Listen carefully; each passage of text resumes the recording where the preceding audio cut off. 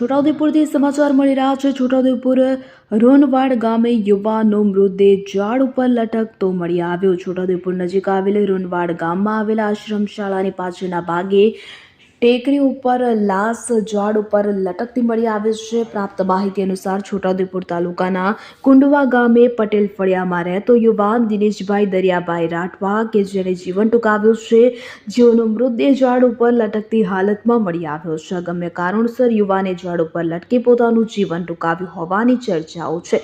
લટકતી લાશને જોવા લોકટોળા ઘટના સ્થળે ઉમટી પડ્યા હતા, જ્યારે ઘટનાની જાણ પોલીસે થતા પોલીસ ઘટના સ્થળે પહોંચી હતી અને વધુ કાર્યવાહી હાથ ધરી હતી। ઇમરાન મિર્ઝા, છોટાઉદેપુર।